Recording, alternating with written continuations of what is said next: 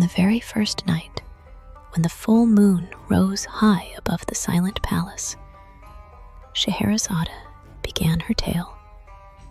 She said, "It is told, O king, that in times long past, in a land rich with wealth and the bustle of trade, there lived a prosperous merchant. His caravans were famed throughout the deserts and cities, laden with silks softer than the breeze, spices more fragrant than gardens in bloom, jewels that glittered like the stars, and gold that shone like the sun. He was known in every marketplace as a man of fortune. Yet, O king, fortune is but a guest that does not stay forever. One burning summer's day, after a journey long and weary, the merchant found himself wandering alone across a desert plain.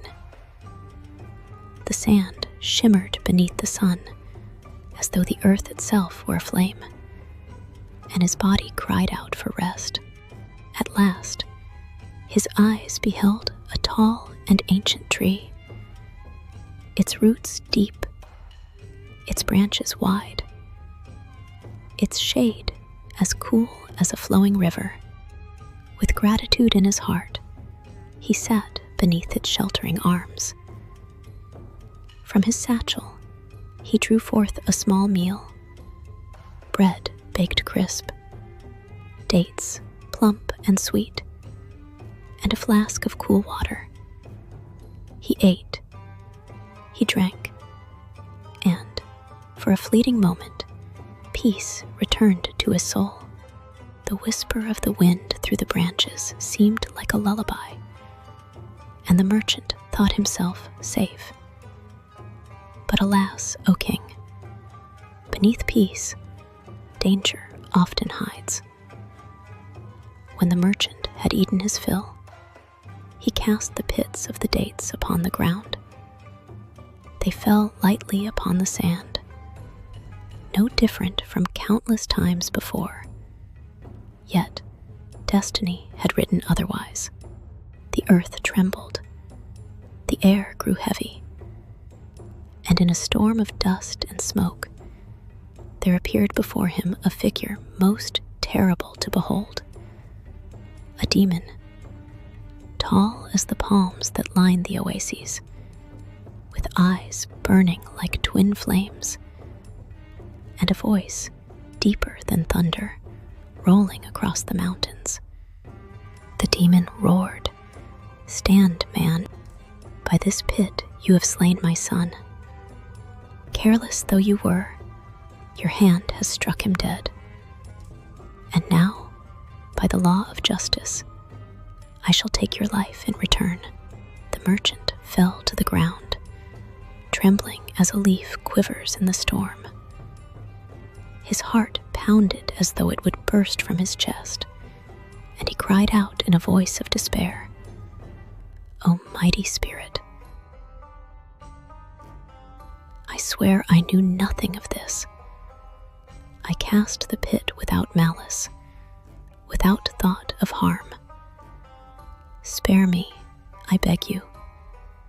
Grant me but a single year, that I may return to my home, embrace my wife, kiss my children, settle my affairs, and prepare my soul for the journey beyond. At the year's end, I shall return to this place and submit to your justice, no matter the cost." The demon's fiery eyes narrowed.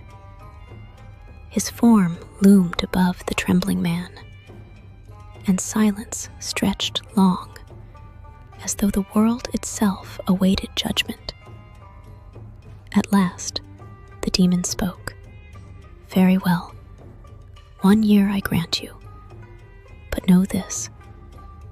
Should you fail to return, no wall, no ocean, no mountain shall shield you from my wrath. Wherever you hide, I shall find you, and your life shall be mine."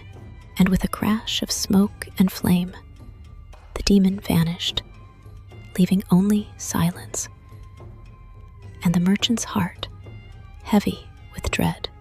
The year passed swiftly, O king, swifter than a falcon's flight. Each day was shadowed by the promise of doom, each night haunted by the memory of blazing eyes.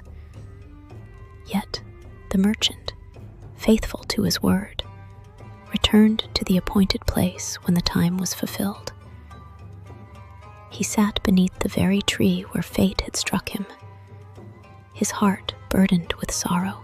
The desert wind whispered of endings, and he waited, trembling, for the demon to appear. But before long, 3 old men came upon him, each leading a companion most strange. The first led a gazelle, its eyes bright as jewels. The second held fast 2 black dogs, their coats gleaming in the sun. The third walked beside a mule, gray with age but steadfast in its steps. The men greeted the merchant kindly, and seeing his sorrow, asked, "Why do you sit alone with tears in your eyes, O man?" And the merchant told them his tale of the careless pit, the wrathful demon, and the doom that now awaited him. Even as he finished, the ground shook, the sky darkened, and the demon appeared once more in a roar of smoke and fire. His voice split the air. "Prepare yourself, merchant, for this day your life is mine." The merchant bowed his head, for he had no strength left to plead. But the first old man stepped forward, the gazelle at his side, and he raised his voice. "Wait, O mighty demon, let me tell you a tale most wondrous, most strange. If you find it more marvelous than the fate of this merchant, then grant him 1/3 of his life as my reward." The demon's burning eyes narrowed, and he said, "Speak, old man, I shall judge your tale." The man bowed and began his story. But here Scheherazade's voice grew soft, her eyes lowered, and she said, "O king, the tale of the first old man and the gazelle, that is a story for another night. If fate grants me another dawn, I shall tell it to you tomorrow."